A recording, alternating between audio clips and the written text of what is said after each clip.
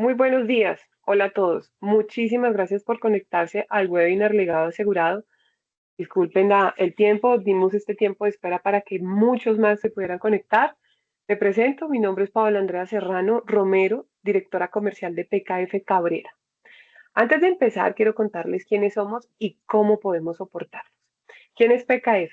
Nosotros somos una firma miembro de la red PKF Global, la cual es una red de servicios profesionales. Somos ambiciosos y estamos orientados al futuro. Hemos logrado ubicarnos entre las 10 mejores firmas de mercado a nivel mundial. Compartimos ideas diversas, experiencia y recursos especializados. Así hemos construido relaciones personales y significativas que son beneficiosas para todos. Hoy día contamos con aproximadamente 214 miembros a nivel mundial que operan bajo la marca PKF en 150 países.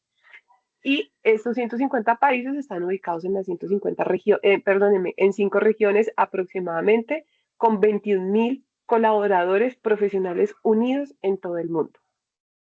¿Qué nos caracteriza? Nos caracteriza las personas que integran nuestra red, la pasión que tenemos por la calidad y por la entrega de nuestros productos. Somos líderes en diferentes campos. ¿Qué les podemos ofrecer? Primero que todo, les ofrecemos los más altos niveles de servicio y experiencia técnica con expertos en todo el mundo. Las firmas miembros de PKF Internacional tienen una excelente reputación en todas las áreas de aseguramiento, impuestos, asesoría y soluciones comerciales, además servicios de TI. En PKF sabemos que cada negocio es diferente. Nuestras firmas miembro adaptan los servicios para satisfacer las necesidades específicas de cada cliente.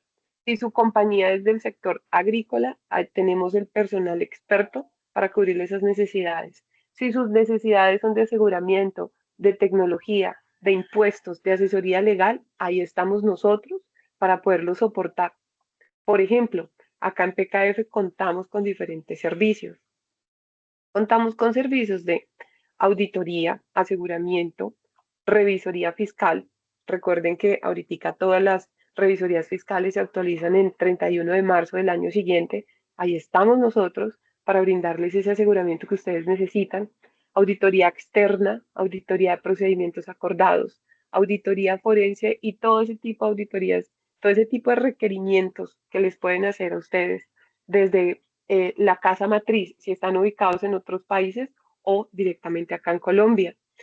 Asesoría legal, por ejemplo, compañías que tienen sedes, casa matriz por fuera y quieren constituirse acá, nosotros los podemos asesorar, les podemos decir qué impuestos tienen que pagar, cuál es la mejor manera para poder constituir acá su compañía en Colombia, todo con expertos con altísima experiencia en el campo, todo el tema de TI, ciberseguridad, eh, protección de datos, outsourcing oficial de protección de datos, diagnóstico empresarial en tecnología informática. También contamos con un equipo amplio y robusto en este tema. Entonces, no siendo más, ya haciendo la presentación de quién es PKF Cabrera, los dejo con el señor Cristian Olaya, quien es el director del área de impuestos y quien hoy nos va a dar el webinar del legado asegurado. Muchísimas gracias. Luisa, te doy la palabra. Muchísimas gracias a todos por acompañarnos en esta mañana en este webinar titulado Legado Asegurado. Recuerden que el objetivo de este espacio es poder ofrecerles a ustedes asistentes a esta conferencia herramientas valiosas para la construcción de un plan de sucesión exitoso, el cual garantiza algo muy importante y es la tranquilidad familiar, es decir, que el legado que se ha construido de generación a generación sea transferido de una manera exitosa y tranquila por parte de manos expertas, las manos de PKF Cabrera Internacional, liderado desde su departamento legal por el doctor Cristian Andrés Olaya Cantor. Él es abogado especialista en derecho societario, tributario y, por supuesto, su formación la realizó en la Universidad Externado de Colombia. Cuenta con una especialización empresarial y es candidato a magíster en Derecho de la Universidad ICESI de aquí, de Santiago de Cali. Cuenta con amplia experiencia profesional como asesor, consultor y litigante en aspectos tributarios, societarios y mercantiles para entidades del sector oficial y privado. Además, es importante decirles que cuenta con experiencia y conocimiento en procesos penales, económicos y experiencia en procesos de debida diligencia empresarial. Ha sido consultor y litigante en asuntos marcarios y patentes. Bienvenidos, este es el background de nuestro expositor. Esperamos de que esta exposición sea de gran utilidad para todos y de esta manera damos comienzo a nuestro webinar Legado Asegurado.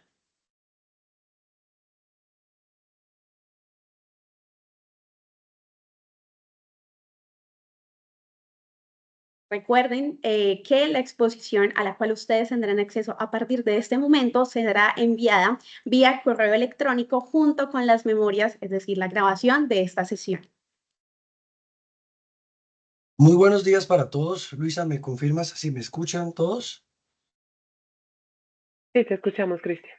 Perfecto, muy buenos días. Realmente para mí es privilegio saber que tantas personas se han conectado. De verdad agradecemos mucho su participación.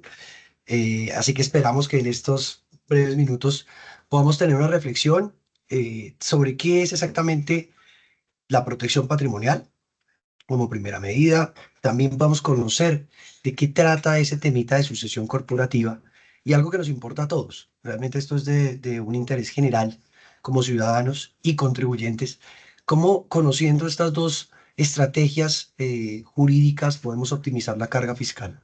Así que bueno, muchas gracias de nuevo por participar y bueno, empecemos. Básicamente, ¿qué es el legado asegurado? ¿Qué es lo importante? Conocer que ese legado asegurado, que esa forma de proteger el patrimonio deriva de dos actuaciones que la ley contempla, que están que son abiertamente utilizadas cuando se tiene el conocimiento jurídico idóneo. Entre ellas, entonces, tenemos la protección patrimonial, también conocida como blindaje patrimonial, y la sucesión corporativa. En esta última sucesión corporativa hay, por así decirlo, un entendimiento doctrinal que se puede dividir en el gobierno corporativo o los protocolos de familia. Los vamos a ver más adelante. Entonces, básicamente es conocer qué es. Así que en este webinar lo que vamos a entender es, primero, entender qué es cada uno de estos mismos. Definitivamente entender qué no son, porque también es cierto que en la práctica lo que vemos es que el ejercicio y la utilización de estas estrategias puede generar resultados nocivos para los usuarios que realmente quieran proteger su patrimonio, pero terminan haciendo conductas o realizando actuaciones jurídicas que no tienen nada que ver ni con el blindaje patrimonial ni con la protección patrimonial.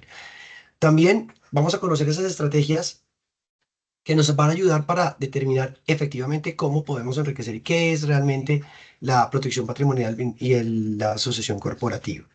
Y bueno, derivado de conocer qué realmente sí es, cuáles son los mecanismos, podemos entonces entrar a determinar cómo optimizamos la carga fiscal. Es importante que sepan que dentro de la promoción que hicimos de este webinar, vamos a tratar un pedacito al final de eso que nos trae la nueva reforma tributaria y el impacto que podría traer en estas estrategias.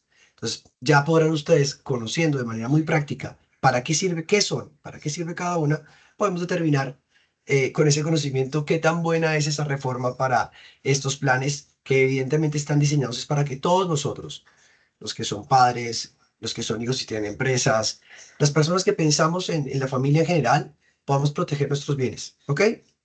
Así que espero que sea de su agrado. Bien, empecemos. Protección y blindaje patrimonial. Si ustedes observan en la foto, yo quise colocar un carro blindado, altamente blindado, casi como para el combate. Y uno podría entender que cuando habla de blindaje patrimonial se está refiriendo a eso, a, digamos, una herramienta, una máquina sólida que le permita a uno soportar cualquier impacto y que pues básicamente lo podemos ver en una gráfica de esa manera. Pues bien, debo decirles que en líneas generales no es que no se pueda obtener un vehículo de similares características, solo que en el fondo no debe ser así de evidente, tiene que ser un poco más discreto, ¿de acuerdo? Además, porque aun cuando lo vean así de casi que intocable, el blindaje no es 100% ineludible o que no pueda ser objeto de objeciones, contradicciones, requerimientos, ¿de acuerdo? Por las autoridades judiciales.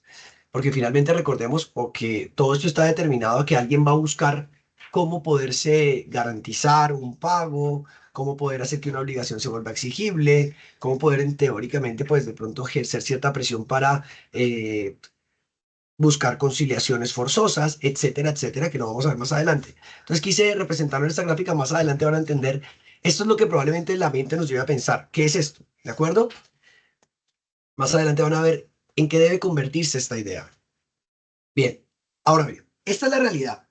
Ustedes ven a una persona que tiene un paraguas en una lluvia con sus papeles y muy seguramente él piensa que ese paraguas lo va a cubrir. Evidentemente no. La protección patrimonial es un conjunto de estrategias que busca salvaguardar activos, sea de una persona o de una empresa. Ello incluye herramientas jurídicas, y cuando me refiero a herramientas jurídicas me estoy refiriendo a herramientas que están contempladas en el marco normativo, digamos, legalmente aplicado en Colombia. No estamos trayendo de la imaginación ni de las películas situaciones o circunstancias o hechos que nos permitan decir, eso lo puedo proteger patrimonialmente así o asá. No, son cuadros normativos que aun cuando no están de manera taxativa señalados en la ley, me explico, no dice protección patrimonial es esto, haga esto. No, no, no. Una serie de actuaciones que están definidas en el cuadro normativo que utilizamos legalmente para optimizar y para proteger el patrimonio.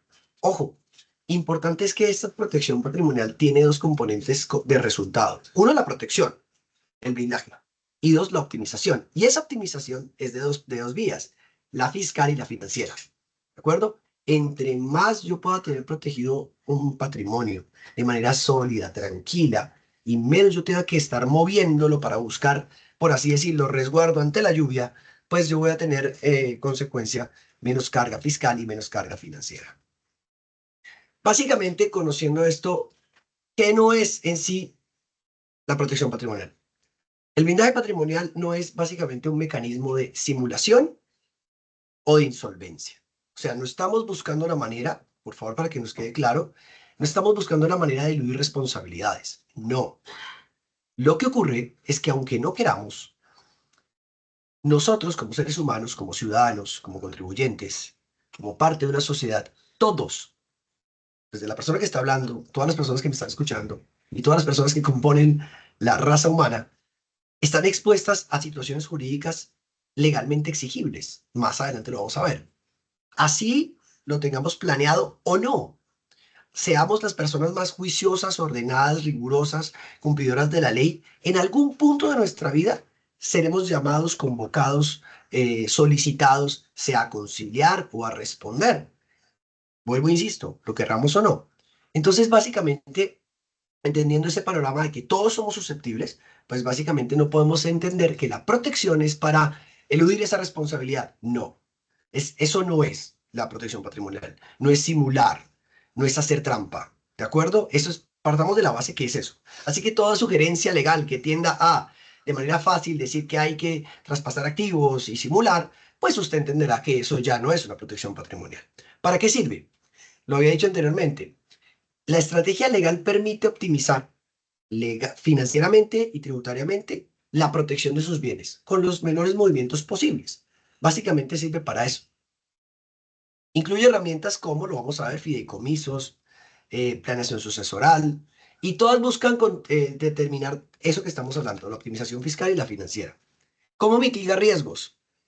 Pues básicamente, dado que existen riesgos, los vamos a ver a continuación, pues teniendo una estrategia patrimonial, yo lo que voy a proteger es que esos riesgos que están palpables en el ambiente, pues si llegan, no me toquen, si llegan y golpean a la puerta o golpean ese blindaje, pues no lo perforen y podamos estar tranquilos. Ojo que esos riesgos son de múltiples tipos, los vamos a ver a continuación.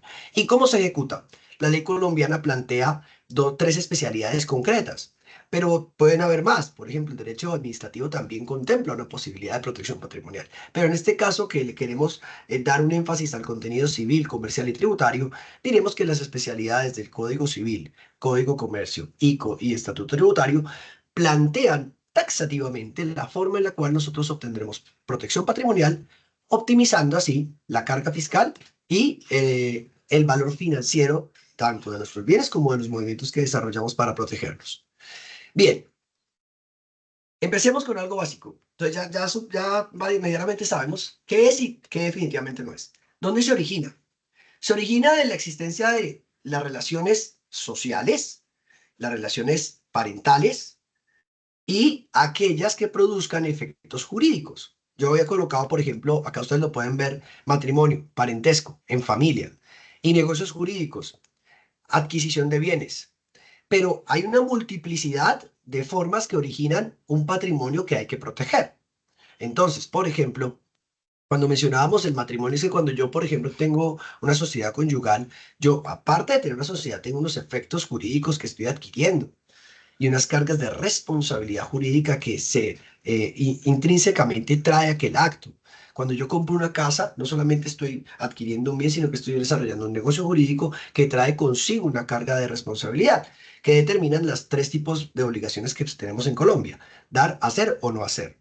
Entonces, cuando yo tengo el nacimiento de esas obligaciones o de esas circunstancias, pues yo entonces me enfrento a, tengo un patrimonio por el cual responder. Ojo, patrimonio no es solamente tener casas y carros.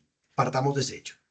Yo puedo tener acciones, yo puedo tener CDTs, puedo tener títulos al portador, puedo tener derechos morales, puedo tener una serie de conjuntos que son derechos y por ende hacen parte de mi patrimonio. ¿De acuerdo?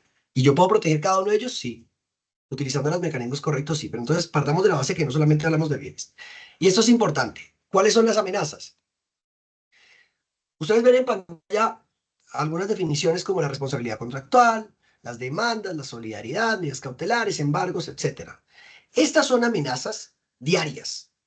Por eso me refería que no necesariamente siendo una persona irresponsable, que no está acostumbrada a pagar ni nada de esas cosas, yo me veo o soy objeto de eh, un posible cobro por responsabilidad. No. Nótese, por ejemplo, en el caso de la solidaridad, que lo vemos acá, que técnicamente yo puedo simplemente prestar mi nombre, prestar mi, digamos, mi historial crediticio como garantía de respaldo de una obligación, aun cuando yo no sea teóricamente quien va a responder, pero esa persona puede quedar mal o por algún complejo técnico de la entidad financiera terminan cobrándome a mí, etcétera, porque existe esa solidaridad.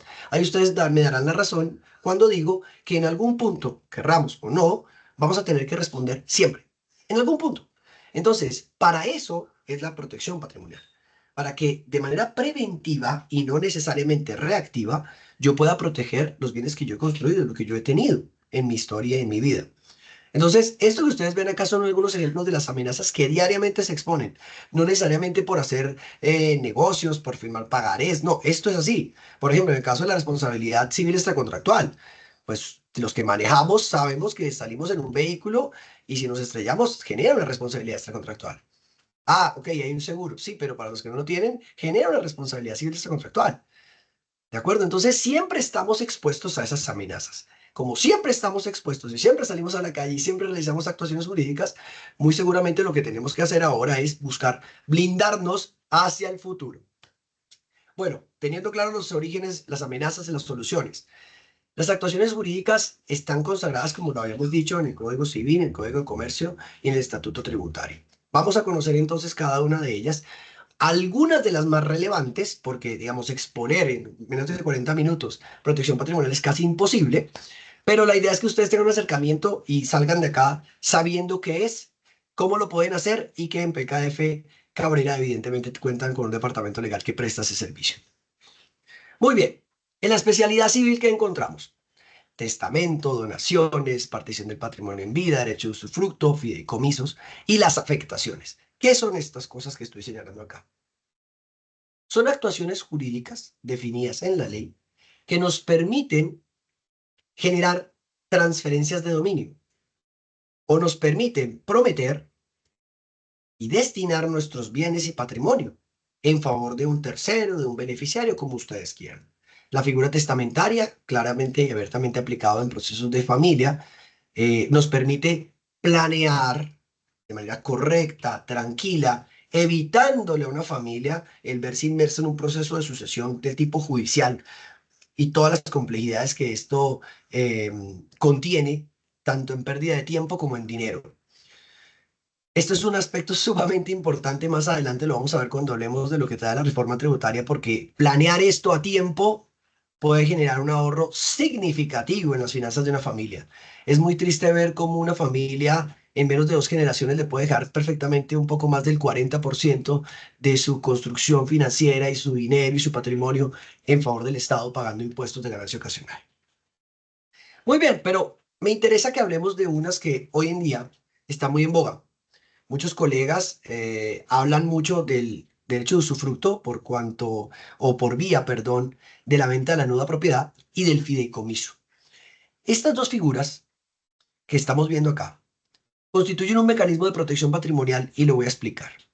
En el derecho de usufructo, digamos, vía una venta de la nuda propiedad, lo que yo transfiero es la simple titularidad del bien. Lo voy a explicar. Yo tengo un hijo al cual le voy a vender mi casa, la casa donde vivo mi esposa, vivo yo y vive mi hijo y vivo yo. Ya estoy en una edad de retiro o quiero simplemente empezar a dejar tranquilas las cosas a futuro y le vendo la nuda propiedad a mi hijo, le transfiero la titularidad del bien. Y lo hacemos, vamos y protocolizamos en una escritura pública, la registramos y lo que le estoy entregando técnicamente es que él es dueño del título de una casa. Pero el usufructo, el goce y el disfrute es mío y me lo reservo. Y en cuanto el uso y el goce sea mío, la única persona que puede utilizar ese bien soy yo. ¿Está claro? La explotación económica es mía.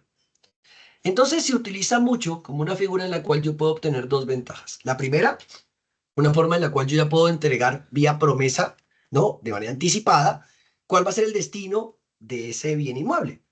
Esta venta de nueva propiedad puede ser parcial en el tiempo. Puedo sacar a 5 años, 2 años, 3 años, o básicamente bajo la condición de que yo cuando fallezca, entonces se devolverá a su origen el título. Es decir, que esta persona, mi hijo, ya gozará el día en que yo fallezca de la titularidad, del goce y del usufructo del bien. ¿De acuerdo? ¿Para qué se usa? Patrimonialmente para planear anticipadamente la posible entrega de ese bien y transferencia de dominio, aun cuando en la realidad ya lo estoy entregando, porque es objeto de registro. Y fiscalmente me puede representar un alivio de una carga tributaria. Pero acá esto es un alivio relativo, porque yo entonces entro a compartir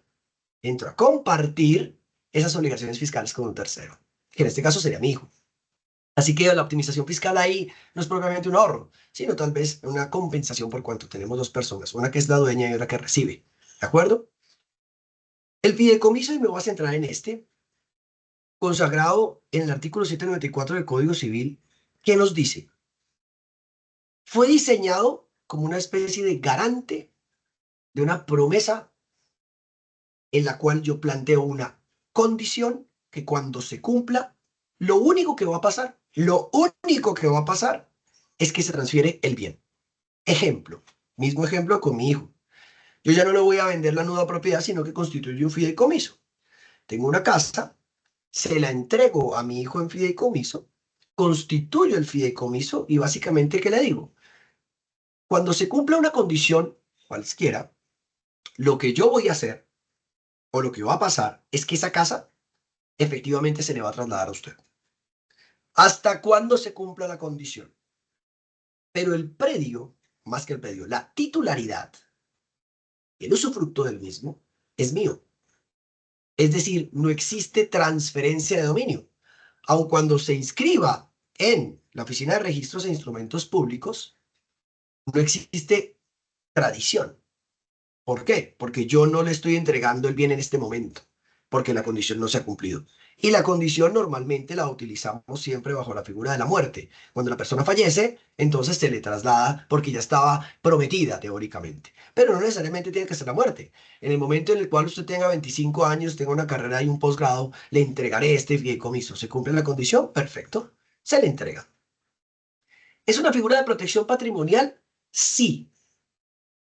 ¿Tenía mayor sustento antes de la entrada en vigencia del Código General del Proceso? Sí, porque de hecho, taxativamente señalaba el Código de Procedimiento Civil que era inembargable. Por eso muchas personas constituían el fideicomiso para que no se lo embargaran. Con entrada en vigencia del Código General del Proceso, ya dejó de ser inembargable. ¿De acuerdo? Ahora bien, los bienes inembargables consagrados en el 594 del Código Civil, del Código General del Proceso, perdón, Lo que nos dicen es, mire, esto es inembargable, esto no se toca. Todo lo que no esté aquí es objeto de embargo. Y esto es relevante porque más adelante voy a explicar otra figura parecida al fideicomiso que muchos utilizan con dos criterios o con dos beneficios de atención al público, por así decirlo, digamos, que le genera mucho interés a la persona que quiere constituirlos. En el fideicomiso uno, que es inembargable. ¿Ya lo saben? Corrección, no, es embargable. Hoy en día es embargable, ¿de acuerdo? Que es un vehículo que utilizo de protección porque ya estoy planeando la entrega futura y evitando una posible sucesión del bien. Ahora bien, respetando las rigurosas que me implica el Código Civil, sí, perfecto. Es decir, ¿estoy ahorrando y optimizando un recurso? Sí. ¿Por eso es protección? Sí. ¿Porque los efectos legales de protección los puedo exigir a partir de la Constitución hasta el futuro? Sí. Pero si ya tengo una obligación adquirida, no, no me sirve. No es inembargable. Me lo pueden embargar porque no ha salido de mi patrimonio, no ha salido de mí. Y la otra, digamos, idea que nos venden es que el fideicomiso me ahorra la ganancia ocasional en temas fiscales. Y es un completo error, porque eso no pasa. La constitución del fideicomiso y el registro del mismo, en el momento en el cual yo lo elevo a escritura pública, lo protocolizo, lo registro, no me genera una modificación fiscal porque lo único que hice fue simplemente una anotación en el certificado de libertad y tradición que indica que está constituido el fideicomiso, pero no hay tradición, no hay una persona a la cual yo le transfiera el dominio. Hasta ahí, cierto es que no hay un impacto fiscal, pero es errónea la idea de señalar que el fideicomiso, cuando se ejecuta, no genera un impacto fiscal y la causación del impuesto de ganancia ocasional. Es completamente errado. ¿Por qué? Porque hay una transferencia a título gratuito. Esa persona que lo recibe, en el caso del beneficiario, pues no pagó por él y lo recibe a título gratuito. Y como lo recibe a título gratuito, hay una ganancia ocasional. ¿De acuerdo? Y ahí se causa el impuesto. Entonces, no puede utilizarse el fideicomiso como un mecanismo para poder simplemente proteger los bienes y blindarse y declararlo inembargable o buscar así o de esa forma evitar el pago de la ganancia ocasional porque es un craso error. Sirve para planear sucesiones futuras, sirve para responder civilmente a partir de su constitución hacia adelante, no hacia atrás. Las afectaciones que ustedes ven ahí, vivienda familiar y patrimonio de familia, sí están constituidas en la ley, sirven como una forma de protección patrimonial simple, que además de eso está limitada, es decir, que no tiene una estructura muy robusta de constitución. Por eso las he colocado al final. Pero bueno, dentro de estas civiles que ustedes ven acá, las más importantes están en esta y aquí. ¿Está claro? Pasemos entonces a la especialidad comercial y mercantil. Vamos a diferenciarlas en tres campos. ¿Una forma de protegerme patrimonialmente es una constitución de una sociedad? Sí. Jurídicamente sí. ¿Por qué? Porque separa mi patrimonio y lo entrega a una tercera persona o a un hijo que yo tengo que se llama sociedad, que se llama empresa. ¿De acuerdo? Que tengo que tener un rigor y un conocimiento para administrar esa empresa y para manejarla como empresa y responder como la ley me obliga que responda como una empresa, sí, cierto es. Pero el mismo trato que le doy a un hijo se lo puedo dar a una empresa en términos legales, en términos de responsabilidad, sí. En términos de responder por las obligaciones solidarias y fiscales, sí. Claro que sí. ¿De acuerdo? SAS, sociedades por acciones simplificadas, sociedades anónimas, sociedades en comandita simple, sociedades en comandita por acciones, sociedades limitadas y sociedades unipersonales. ¿Son formas en las cuales yo puedo ejercer protección patrimonial? Sí. En Colombia, voy a señalar las más utilizadas para hacerlo, las SAS, las sociedades anónimas. Acá hay dos vehículos maravillosos que mis amigos contadores no les gustan mucho, pero espero que algunos colegas juristas que me están acompañando me apoyen. La sociedad en comandita simple y la sociedad en comandita por acciones son de mis predilectas por cuanto separa de una manera magnífica y detallada la posición de los socios de la posición de los beneficiarios. Es decir, conserva en parte esa idea de que una empresa podría ser un vehículo de protección patrimonial. ¿Yo puedo hacer lo mismo en las SAS? Sí, cierto es, pero tengo que hacer unas adecuaciones a los estatutos, determinando sea por acciones privilegiadas u otras condiciones para soportar que ese socio es el propietario, así tenga porcentaje reducido o disminuido frente a los demás. En cambio, en la comandita simple o en la comandita por acciones, yo tengo posibilidades, sobre todo en la simple, yo tengo posibilidades maravillosas de separar como socio gestor, separar mi patrimonio para poder administrarlo, disponerlo como quiera frente a una sociedad a la cual yo represento en beneficio o con la intención de beneficiar a unos comanditarios, que así se llaman los otros socios. ¿Por qué no nos gusta mucho? Porque este tipo de sociedad, diferente a la SAS y frente a la sociedad anónima, tiene una responsabilidad solidaria en términos fiscales. Es decir, el gestor puede llegar a responder solidariamente, ni siquiera subsidiariamente, solidariamente, por las obligaciones fiscales que pueda desempeñar una sociedad en comandita simple. Por eso no gusta mucho. Pero si usted es una persona interesada, ha construido un patrimonio familiar interesante, y ya quiere básicamente entrar a decirle a sus hijos que se eviten un proceso de sucesión futuro, pues una encomendita simple puede favorecerle. ¿Por qué? Porque usted jamás va a dejar de ser una persona dominante, la persona que maneja, administra y responde por su empresa, por su patrimonio en general, y tendrá unos beneficiarios que simplemente se limitarán a recibir en caso de que usted fallezca. Entonces, si es una forma, igual si usted aporta todo su patrimonio a una encomendita simple, pues solidariamente no tendría cómo responder. ¿Eso es un abuso? No. ¿Eso es ilegal? No. ¿Es ilícito? Menos. Así que pues es una actuación que es para estudio y pues puede ser útil para protegerse patrimonialmente. En conclusión, los tipos societarios no sirven. Continuamos con la fiducia. Les decía que había una figura similar al fideicomiso y es este. Y también me quiero centrar acá. La fiducia es similar al fideicomiso. Yo le entrego, prometo, por así decirlo, a entregarle a un beneficiario. La diferencia es que en el fideicomiso, aun cuando tengo las mismas tres personas, la persona que lo constituye, una persona que básicamente es garante de que la condición se cumpla y un beneficiario, acá tengo es una persona que lo constituye, una empresa que tiene que estar legalmente habilitada para prestar el servicio de fiducia o agente fiduciario, perdón, y un beneficiario. Pero acá sí hay una diferencia más allá de eso, es que acá sí existe una tradición, acá sí hay una transferencia del dominio.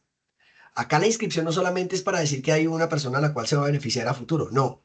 Acá la inscripción en el registro es porque de mi patrimonio sale para esa empresa que es el agente fiduciario, se la entrego para que la administre en las modalidades de la fiducia, con la condición de que sea beneficiario una persona o que unas condiciones concretas determinen cuándo me lo va a devolver, porque solamente la quiero, ejemplo, la fiducia de parqueo. Es decir, yo tengo una posibilidad de entregarle a una persona que no tiene nada que ver conmigo, que es el agente fiduciario, para que éste administre y entregue en favor de un tercero, a título futuro o sometido a una condición. Ahora, ¿qué implica? Que yo sí estoy transfiriendo el dominio. Y resulta que esa transferencia de dominio no es que quede en cabeza del agente fiduciario. Es decir, no es el tercero, llámese Bancolombia, perdón por, digamos, ofrezco disculpas al Grupo Bancolombia por nombrarlo en este webinar sin pedir permiso, pero técnicamente el Grupo Fiducia Bancolombia capta mis bienes, yo se los entrego, y él no se vuelve propietario de ellos, tampoco.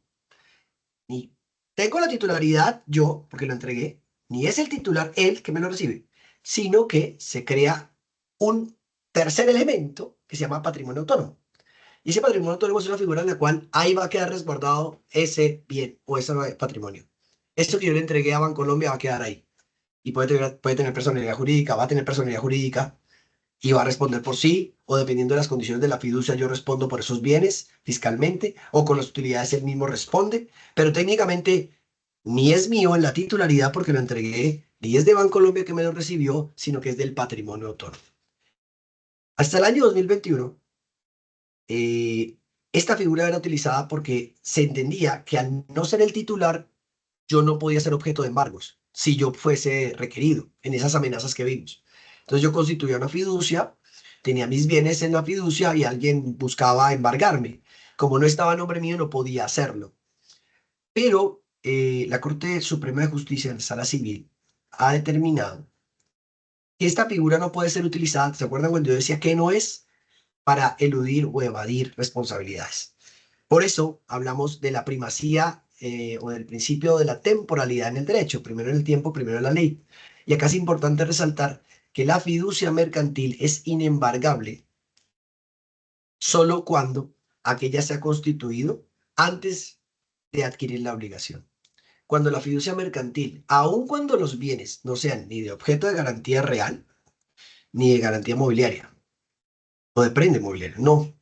En ese sentido, si yo adquiero la obligación, me comprometo con la misma y con posterioridad constituyo el fideicomiso, transfiero mi patrimonio a ese patrimonio autónomo, esa figura ya no es, ya deja de ser inembargable y se vuelve embargable, por cuanto el abuso, por así decirlo, en materia jurídica, pues no le está permitido a los ciudadanos y se puede entender que esa figura se desarrolla de mala fe con la intención de no responder por las obligaciones que se han adquirido con antelación.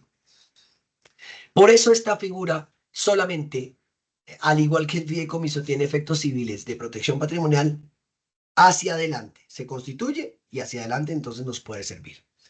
Explicada la fiducia, tenemos los contratos. Los contratos básicamente son de todo tipo. ¿Yo puedo protegerme patrimonialmente estableciendo contratos? Sí, sí. Porque recuerden que lo que protegemos no es solamente la transferencia del dominio o de la titularidad, no. Protegemos los derechos. Eso es protección patrimonial. Es importante que nos vayamos de acá sabiendo que la protección es más allá de unos ladrillos. No, la protección son los derechos. Entonces yo puedo proteger mis derechos mediante un contrato, o sea, puedo protegerme patrimonialmente o puedo proteger patrimonialmente mis derechos mediante un contrato, sí. Por ejemplo, utilizando las figuras del contrato de mandato, el contrato de concesión en materia comercial. ¿Puedo proteger? Sí. Puedo protegerme porque, por ejemplo, puedo librarme de responsabilidades. Y eso ya es protección. Recuerden que en la presentación anterior veíamos que la amenaza es responder. Responder extracontractualmente. Ok, tengo un contrato de mandato, entonces teóricamente yo puedo salvaguardarme en ello, sí. Así que de diferentes tipos de contratos me permiten a mí también blindarme patrimonialmente. Y a las personas naturales que ejercen actividades de comercio, los establecimientos de comercio le permiten también separar eh, ese patrimonio que tiene vinculado a su establecimiento de comercio de responsabilidades judiciales, ¿no? Sobre todo de las judiciales. Acá hay algo importantísimo. Recomendación para las personas que tienen establecimientos de comercio.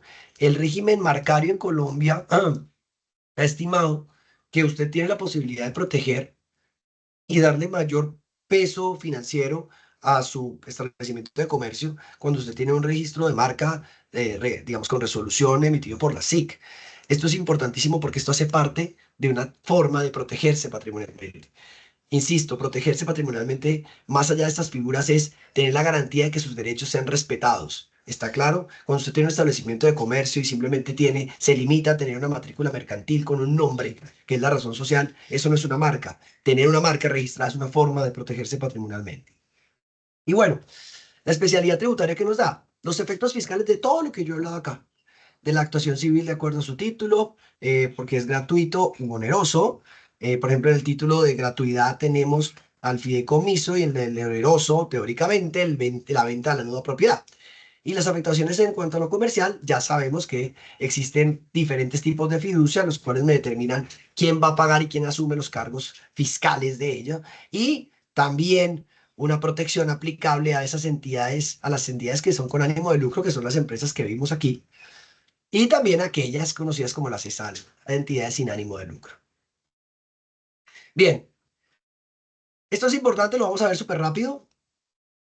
En vista de tantos cambios que hemos tenido y el gobierno reciente nos plantea, muchas personas, y esto es a título personal, he recibido muchas llamadas buscando asesoría en estos mecanismos. Como su nombre lo indica, la protección patrimonial hoy en Colombia no se limita a solamente actuaciones nacionales. No, hay que ver más allá y hoy existe una gran posibilidad de poder tener apertura a una protección patrimonial internacional.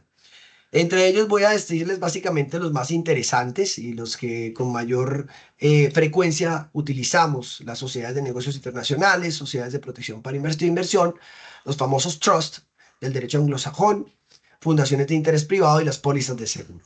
Básicamente, ¿qué son? Sociedades de negocios internacionales, conocidas medianamente como las famosas sociedades offshore, que se constituyen por fuera del país, en alguna jurisdicción que tenga mayores beneficios fiscales, debe constituirse legalmente, de una manera seria, ordenada, que cumplan los requerimientos de esas jurisdicciones. Hoy en día encontramos, por ejemplo, en países cercanos, por así decirlo, a las operaciones comerciales con Colombia, como lo son los Estados Unidos, algunos estados muy favorables que nos permiten tener cierto tipo de sociedades constituidas en los Estados Unidos buscando protección patrimonial. Insisto, por favor, ser muy claro con esto. No estamos buscando una manera de eludir o de evadir cargas jurídicas o fiscales, ni mucho menos. Simplemente que es un mecanismo que el derecho global, el derecho comparado, nos permite aplicar hoy en Colombia. ¿De acuerdo? Estas sociedades de negocios internacionales, entonces ya lo he dicho, básicamente son conocidas como sociedades offshore. Fácilmente podemos hablar de, por ejemplo, jurisdicciones como Delaware, hoy en día Carolina del Norte, Carolina del Sur, podemos hablar de Texas, de Wyoming, en fin, ciertas jurisdicciones que son beneficiosas frente al trámite y a los tratos fiscales que nos permiten proteger patrimonialmente en Colombia. Las sociedades para protección de inversiones son diferentes. Son aquellos títulos de fondo de inversión que yo llevo a un determinado país en el cual yo tengo un convenio. En Colombia actualmente tenemos 10 convenios para este tipo de sociedades de protección de inversión. Y yo le digo a ese gobierno que, de acuerdo al título de inversión que tengo, no emita ni realice actuaciones jurídicas que busquen, por ejemplo, en un futuro cercano, limitar mi inversión. ¿Cómo se limita la inversión de una manera teóricamente legítima por parte del Estado cuando hablamos de expropiaciones, por ejemplo? Y con todas las tendencias de nuestros gobiernos en la región, pues es buenísimo saber que tenemos la posibilidad de tener sociedades de protección de inversión y que contamos con 10 países con los cuales tenemos convenio. Tenemos el Trust anglosajón. El trust es básicamente como un fideicomiso, como el que vimos acá. Entonces, ese trust lo que se va a encargar es de decirnos, de poder decir en los Estados Unidos, yo cómo puedo comprometer un patrimonio entregándoselo a un tercero que lo administre y que, cumplida una condición, se lo entrega a un beneficiario. Esa entrega al beneficiario puede ser del bien que le entregué para que lo administrara o del usufructo que esos bienes han derivado. ¿De acuerdo? En el trust encontramos múltiples formas. De hecho, hay unos que son casi que de manera revocables y otros irrevocables. Los irrevocables, o sea, son aquellos aun cuando yo era el dueño y lo constituí, ya no lo puedo revocar. Me ofrecen optimización fiscal de una manera muy, muy interesante y un blindaje patrimonial en los Estados Unidos significativamente relevante para las personas que estén interesadas. Y aquel que es revocable, pues igual me ofrecen ventajas, pero no son tan buenas como la que es irrevocable. De las ventajas que ofrece el trust anglosajón es que son muy correctos y muy rigurosos en cuanto a que esto es una información privada 100%. Es decir, el margen de confidencialidad aquí es casi del 100% y por eso es importante saber cómo los podemos constituir. Es una excelente figura que nos va a servir para protegernos patrimonialmente. Las fundaciones de interés privado. Existen jurisdicciones en las cuales las fundaciones no es como lo que entendemos en Colombia, que es una fundación sin ánimo de lucro. Claro, también hay fundaciones sin ánimo de lucro en el exterior. Pero las fundaciones de interés privado lo que nos dicen son sociedades que están diseñadas para protegerse patrimonialmente o para proteger el patrimonio de una persona. Yo creo la sociedad, la constituyo y genero un reglamento de la sociedad, un reglamento interno. Y el reglamento interno yo determino a quién yo le voy a entregar, sea el fruto de las acciones, las propiedades, las utilidades, los dividendos, determinado a lo que yo considere. ¿De acuerdo? Puede ser administrada por la persona que la constituye o por un tercero, cualquiera que sea. No, no tiene que ser finalmente una persona, no se ve obligado a que haya un tercero en el negocio. Pero son empresas diseñadas solamente para abarcar patrimonio, ¿cierto? Y con ese reglamento interno entre los socios fundadores, pues se determina quién es beneficiario. Países interesantes para realizar estas actuaciones, insisto, no estoy recomendando nada que sea ni ilegal ni irregular, ni mucho menos. Panamá. Y tenemos la póliza de seguros PPLI.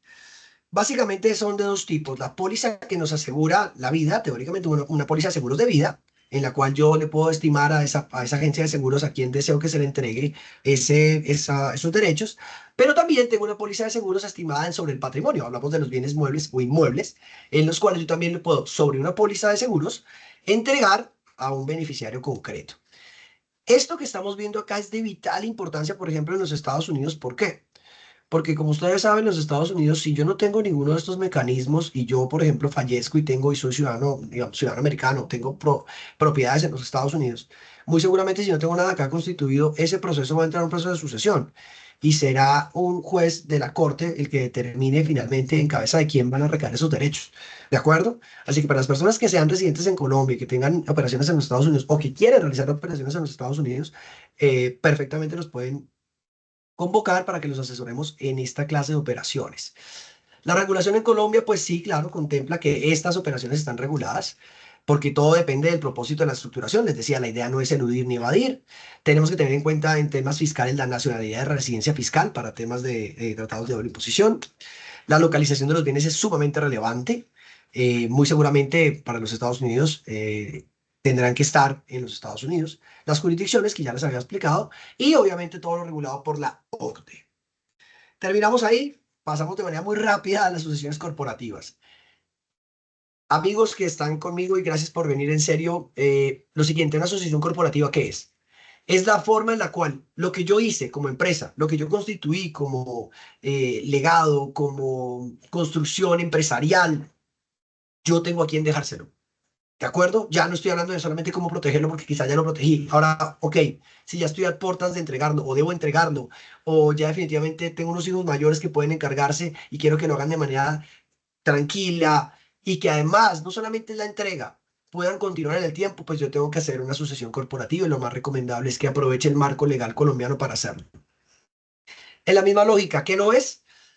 No es un mecanismo de simulación, igual, u ocultar bienes. No, no lo es. Y menos de responsabilidades fiscales. Y menos de responsabilidades solidarios. Ocurre mucho en los casos de responsabilidad solidaria por asuntos laborales. No es el hecho de que el representante legal dejó de serlo, que los accionistas ya dejaron de serlo y se trasladaron esas acciones en cabeza de otro para no responder laboralmente. No. Es decir, no es ese mecanismo. ¿Para qué sirve? Sirve para mantener la estabilidad del liderazgo mediante una tradición ordenada de la propiedad. Ya lo hemos dicho. ¿Cómo mitiga el riesgo? ¿Cómo mitiga el riesgo? Pues básicamente utilizando los mecanismos jurídicos viables, aplicables para el caso, pues yo mitigo ese riesgo de una manera en la cual yo ya no tengo ni que exponer a mi familia a una posible sucesión, ni que acabar la empresa, ni disolverla, ni liquidarla, ni nada de ese tipo. ¿Cómo se ejecuta? Pues bien, haciendo dos actuaciones concretas, un código de gobierno corporativo y un protocolo de familia. Vamos a ver qué es esto más adelante. El origen por ser esenciales para proteger el patrimonio y asegurar la sostenibilidad a largo plazo, promoviendo la transparencia, evitando conflictos en la gestión empresarial. Ojo, recuerden que muchas empresas de familia, como no han separado ese patrimonio, administran, dirigen esa empresa como se dirige y administra la familia. Y en ese caso es complejo cuando ocurren ciertas circunstancias, sobre todo, lo menciono a futuro, cuando nos encontramos en que tengo un hijo y mi hijo se casó con una señora, la señora no hace parte finalmente de, digamos, no entiende cómo funciona la organización, ya está tomando decisiones. Si yo no tengo eso claro, hoy en día me expongo a grandes controversias futuras en términos de familia y de responsabilidad corporativa y civil. Amenazas. Acá les estaba diciendo conflictos internos, falta de dirección, riesgos legales, ineficiencia en la toma de decisiones y vulnerabilidad del patrimonio de la familia. Esto es importantísimo. Una amenaza es el sobrecosto en la transferencia del mandato. Cada vez que yo realizo una actuación en la Cámara de Comercio donde yo esté registrado o ante la superintendencia que yo sea objeto de revisión y vigilancia, es un dinero que le cuesta a la compañía. Estos pequeños costos, si se vuelven recurrentes, terminan siendo, digamos, un valor significativo que no tenía por qué haberse generado si hubiéramos planeado anticipadamente en la manera en la cual podríamos hacer esa estrategia de mandato, esa transferencia, ¿no? Y una cosa gravísima, una amenaza es la disolución y la liquidación de la sociedad. Una sociedad próspera, una empresa próspera que ha crecido, que se ha desarrollado, que genera empleo, que genera utilidades para la familia. Si usted no tiene una línea de mandato clara y una transferencia del dominio de esa línea de mando contundente, seria y coherente en términos legales, usted se expone a que en un futuro se disuelva y se liquide esa sociedad porque nadie puede manejarla.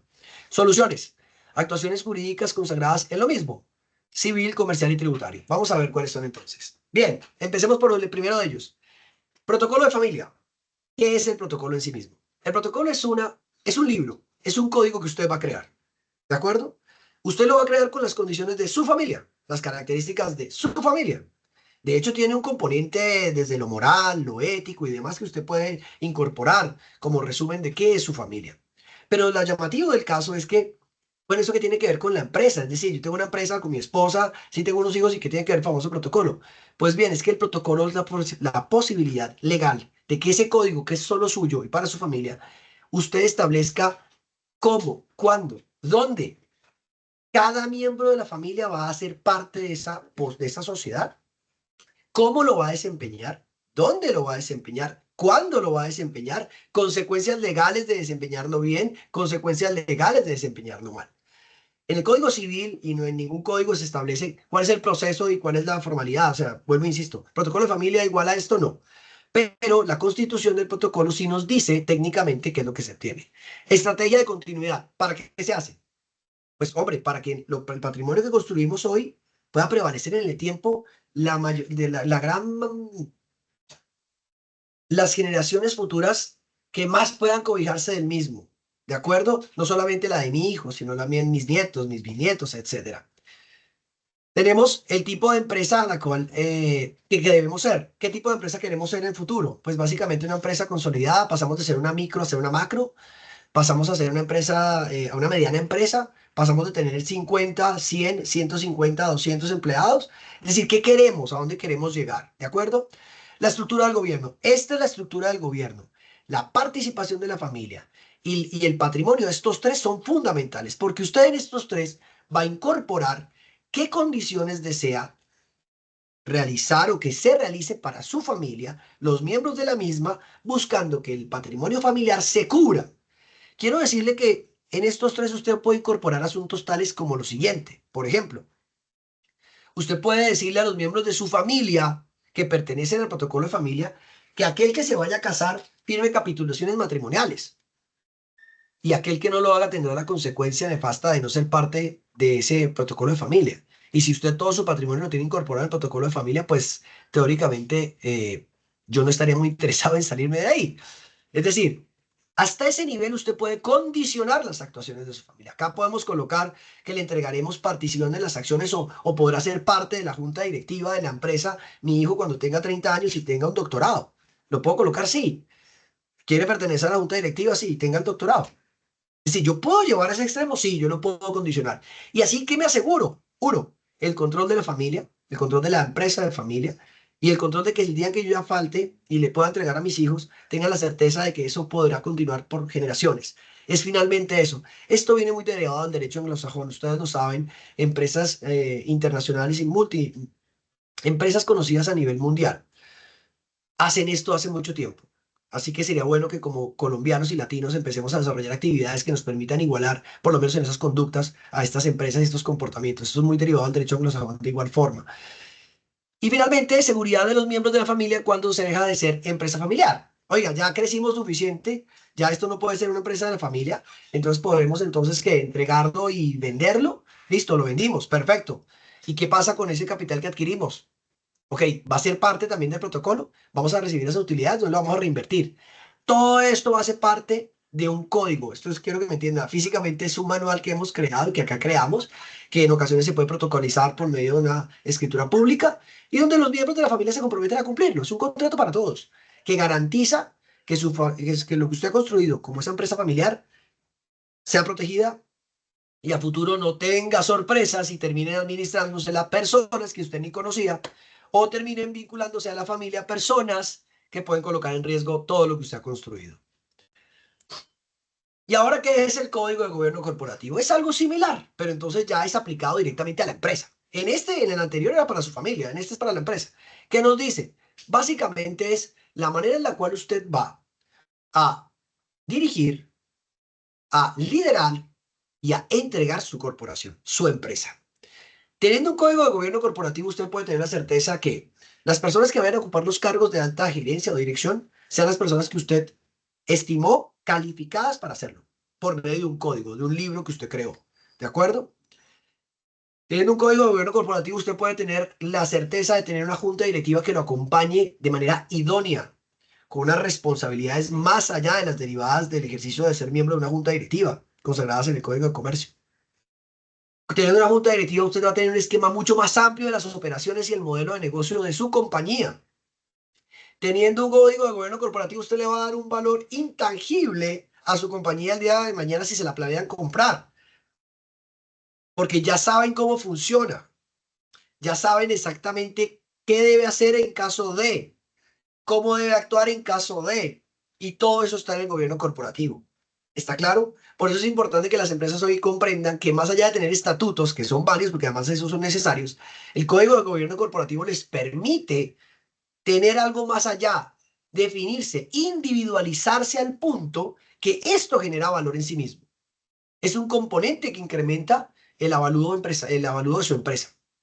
Es decir, no todas las empresas lo tienen, deberían tenerlo todas, porque evidentemente separa, esto sí separa el patrimonio de la familia del patrimonio de la empresa. Esto sí separa las actuaciones de la familia de cómo se maneja la empresa. Yo puedo hacer que un hijo mío, siguiendo el protocolo de familia, en línea y vinculado a un posible testamento, con el cumplimiento de unas condiciones, pueda entonces adquirir la gerencia de mi compañía, básicamente con el mérito. Por supuesto que sí lo puedo hacer, pero tengo que tener esos dos. Con uno solo no puedo, ¿cierto? Tengo que tener los dos. Puedo hacer que esas acciones sean cobijadas y jamás sean vendidas porque son solamente para los beneficiarios de mi familia. Claro que lo puedo hacer. Es decir, usted puede condicionar a su empresa para que siga en el futuro. Todo esto que estamos viendo es protección y más allá de la protección, la forma en la cual ustedes, las personas que ya están a puertas o están mirando estas opciones como un mecanismo de transferencia de su posición dominante en una sociedad o de control, perdón, pues lo tengan en cuenta porque esto es lo que necesitan hacer. Sin esto es imposible que usted sea tranquila, pacífica y efectivamente la línea de mando. Sin estas dos operaciones es imposible. Porque usted somete a todas las personas vinculadas, accionistas, sus socios, su familia, todo lo que lo vincule con la empresa de la familia y con una empresa en sí misma, todo lo vincula a un caso de sucesión. A todos.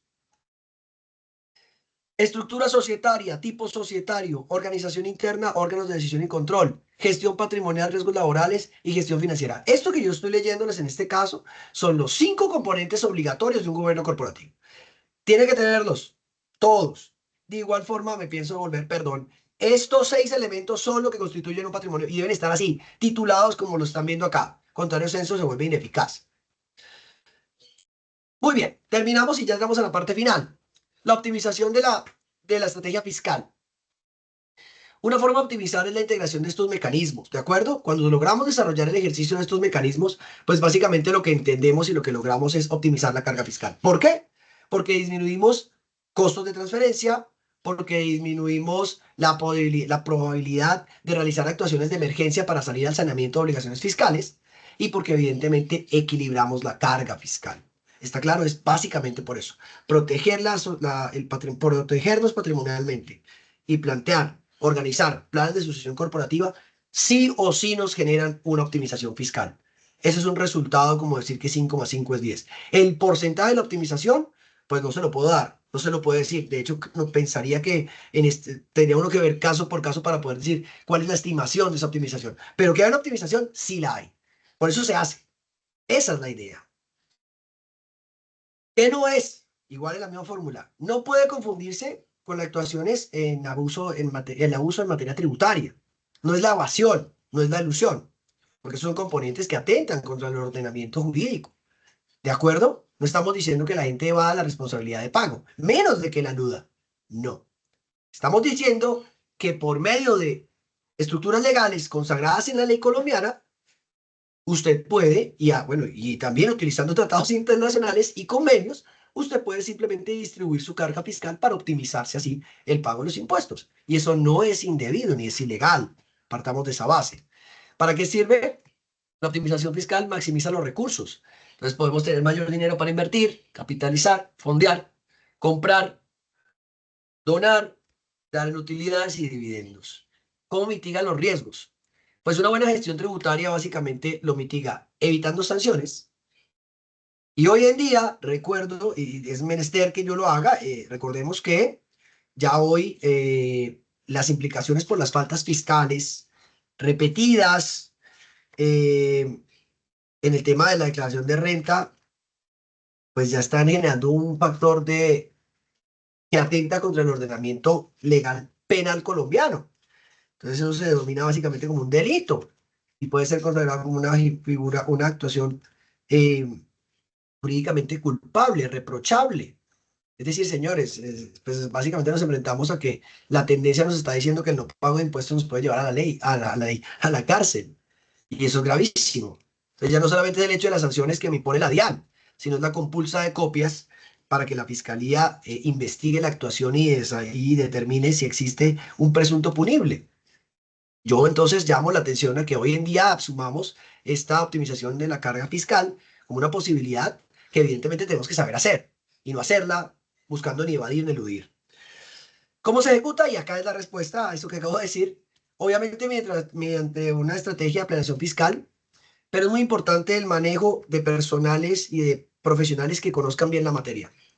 Y en esto me adhiero un poco para decirles que PKF contamos con dos líneas de negocio muy importantes y es que tenemos profesionales conocedores del derecho tributario en lo contable y en lo jurídico. Ergo, las recomendaciones que daremos en esta firma jamás irán en contradicción de una norma contable y mucho menos de la ley. Por eso podrán tener la certeza de que aquellas serán siempre óptimas. Buscaremos que se cumplan a su cabalidad y la certeza de que ustedes no estarán siendo asesorados con estrategias imaginarias o muy creativas. Y ahora para finalizar, voy a tratar de contar un chiste, y es este chiste, y ya finalizo. Señores, se llegó una reforma tributaria que evidentemente yo personalmente, no PKF, Cabrera, yo quise colocar esta diapositiva así porque considero jurídicamente que es eso, una amenaza grandísima a muchos de los derechos que como contribuyentes y ciudadanos tenemos hoy en Colombia en el ejercicio de nuestro derecho. Y es la versión Halloween. ¿Y por qué es la versión Halloween? El contenido son 37 artículos, básicamente modifica el impuesto al patrimonio, grava a las personas jurídicas con un impuesto que a todas luces ya ni siquiera viene siendo una doble tributación, sino una triple tributación, porque plantea que los activos reales fijos, pero que no sea, que sean improductivos de una sociedad, van a ser tasados al 1.5% sobre el valor de los bienes que tengan. Entonces ya no le importa que patrimonialmente no tenga para el impuesto al patrimonio, sino que se va a buscar los bienes de una sociedad en la cual yo tengo, por ejemplo, constituida para protegerme. Teóricamente es un atentado y a todas luces esperamos que el Congreso no apruebe este proyecto. Modificar la tarifa marginal de renta para las personas jurídicas. Pretende eliminar el régimen simple de tributación, caso error también. Y incorpora IVA para los juegos de azar. Esto es básicamente porque se dio cuenta que esto es un mercado que está trayendo muchas utilidades a los particulares. Y esto es básicamente un exabrupto igual. Vamos a seleccionar los tres que más nos afectan en lo que yo acabo de exponer hoy. Cambiamos. Modificamos el impuesto al patrimonio, pasamos de 70.000 a 40.000 URs. O sea, técnicamente redujimos la base gravable y ahora entonces creo estar entre 1.600, 1.700 millones de pesos. Aquella persona que tenga un patrimonio por superior a ese dinero, pues señor o señora, usted ya es objeto y será, perdón, será, si esta reforma llega a pasar, podrá ser objeto del pago del impuesto al patrimonio en el porcentaje que le aplique, con un agravante significativo. Le incorporaron un valor muy grande, gigantesco, a los patrimonios que superen los 12.000 millones de pesos. Esto es un exabrupto realmente a todas luces. La tarifa del 1.5 para activos, que es el que le estaba explicando. Entonces ahora no importa si usted tiene una empresa nomás, donde tiene dos bienes inmuebles protegidos, que no los utiliza, que los tiene para su uso, pero los tiene protegidos patrimonialmente, y ahora lo que le dice es que el 1.5 del valor fiscal de ese predio tendrá que ser objeto de un impuesto. Entonces usted tendrá que pagarlo porque supuestamente como no es útil o, perdón, es improductivo porque no está vinculado al score de su negocio, si su empresa se dedica, no sé, su empresa se dedica a la publicidad o usted la constituyó así y usted tiene dos bienes inmuebles, pues los dos bienes inmuebles no hacen parte del score de negocio, ergo por cada bien inmueble tendrá que pagar un 1.5%. Esperemos que esto no pase, porque el mecanismo legal para hacerlo nos quedan dos vías: buscar la inexequibilidad de este artículo, a todas luces constituye un abuso en materia tributaria, pero no contra fiscum, bajo el principio contra fiscum, es decir, se está en contra del contribuyente, no un abuso en materia tributaria en contra del Estado. Y que concluyo que en menos de 2 años, con este aumento que ustedes ven acá, el gobierno de turno pasó del 10% al 20%, pasaría del 10% al 20% sobre el porcentaje del impuesto de ganancia ocasional. Y esto es gravísimo, esto es muy grave, porque si usted no hace todo lo que yo le he dicho esta mañana que puede hacer, no busca la manera de planearlo, y esto llega a aprobarse, el día en que usted no esté o el día en que usted quiera recibir a título de gratuito, es decir, y como todo lo va a llevar a una sucesión, porque no organizó su patrimonio, porque no lo protegió, porque no hizo un gobierno corporativo, etcétera, etcétera, pues señor, debo decirle que la persona que lo reciba, o si usted lo va a recibir, tiene que pagar un 20% sobre el valor que reciba. Eso nos trae esta reforma. Así que, y la bauticé, ¿qué será lo que quieren hacer con nosotros? ¿Un truco o un trato? En conclusión, y termino, la adecuada implementación de estos mecanismos de protección patrimonial y sucesión corporativa salvaguardan el patrimonio, son vitales, necesarios. Si usted los planea, los proyecta, empieza a desarrollarlos, no cuando ya tenga un problema encima, sino anticipándose a ellos, entendiendo que todos somos sujetos de tener un problema jurídico que implique nuestro patrimonio y ponerlo en riesgo. Si usted lo desarrolla así, muy seguramente usted va a ahorrarle un trámite extenso, costoso, además con esta reforma que se viene bastante desconsiderado con todo el esfuerzo que nuestros padres, abuelos y nosotros mismos hemos realizado para construir algo de patrimonio y entregarlo así, sea pagando un dineral absurdo por temas de ganancia ocasional o sea exponiéndolo para que un tercero que no querramos saber y no sabemos quién pueda llegar a dañarnos. A ustedes muchísimas gracias por su tiempo y no sé, creo que me Cristian, pasé un montón, pero gracias. no, no te vayas, Cristian. Una Ah, ok, pregunta. dímelo. 66 conectados, se quedaron hasta el final. ¿Hay regalitos? Por favor. Sí, sí, bueno, muchas gracias. Vamos, permítame, yo termino acá. No he visto la gente. Muchas gracias de nuevo. Sí, bueno, en cabeza de la dirección del departamento legal, hemos tomado la decisión de que las personas que están muy interesadas, y gracias por permanecer, las primeras 6 personas que se inscriban en un formulario que vamos a colocar acá, Luisa me va a ayudar con eso, las primeras 6 personas van a tener acceso a una consulta diagnóstica gratuita por parte del Departamento Legal de PKF. ¿Qué van a obtener en esa consulta? Saber cómo está su patrimonio, básicamente a cuáles riesgos se está exponiendo y ya ahí usted toma las decisiones que considere. Pero técnicamente les podemos otorgar 25 minutos de esa consulta 100% gratuita a las primeras 6 personas que dirigen el formulario, Luisa. Cristian, otra cosa, discúlpame que interrumpa. Estabas hablando de la reforma tributaria. Aprovecho para invitarlos. Este 17 de octubre tenemos un conversatorio de la reforma tributaria en la Universidad Libre, el cual vamos a transmitir vía streaming. También, si están interesados, por favor, nos escriben para que les podamos compartir el link. Además, y entre otras cosas, con todo, yo creo que todo lo que hiciste ahorita fue un abrebocas de toda la asesoría que tú puedes dar, brindar sobre este tema. Por favor, Manu, ayúdame a compartir en la pantalla en la última diapositiva donde está el correo de Cristian. Cualquier cosa se comunican con Cristian, cualquier asesoría legal y él con mucho gusto los va a estar asesorando en ese tema. Ahora sí, Milu, yo te cedo la palabra o Cristian que querían cerrar. Exacto, precisamente lo que vamos a hacer referencia en este momento es el regalo. Recuerden, son plazas reducidas, son pocas plazas, exactamente son 6. ¿Qué va a suceder en esta sesión? Vamos a conocer la salud patrimonial de su organización, es decir, cómo está esa organización, cómo se está preparando para ese tránsito generacional y qué herramientas puede tener en cuenta para hacer ese tránsito de manera exitosa. Entonces, ¿cuál es la dinámica? Los invitamos a diligenciar el último formulario que ven en la casilla de chat. Por favor, déjenos sus datos y a vuelta de correo nosotros nos estaremos comunicando con ustedes. Es importante decirles que este formulario consigna información relevante como el nombre, la organización a la cual tomará la sesión, el número y una fecha tentativa donde coordinaremos la sesión diagnóstica. Eso por una parte. Y previamente hemos compartido con ustedes la encuesta de satisfacción. Esta es una herramienta súper valiosa para nosotros como compañía, ya que nos permite identificar cuáles son esos temas que a ustedes les interesan o cuáles son esos potenciales temas que les gustaría abordar en próximas ediciones de webinar.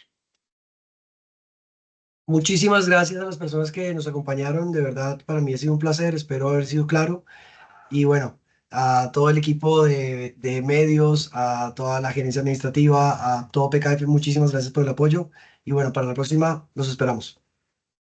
Exacto. Gracias, Recuerden, nos Cristian. volvemos a encontrar en una próxima edición de webinar y no olviden que esta información consignada en esta edición pueden encontrarla vía correo electrónico. En horas de la tarde enviaremos un mailing donde ustedes podrán encontrar brochure de servicios, grabación de la sesión y nuestro enlace de WhatsApp para programar sus citas de consultoría para ser los aliados estratégicos en el ejercicio de protección patrimonial de su compañía. Gracias, Lu. Gracias a todos. Que estén muy bien. Hasta luego.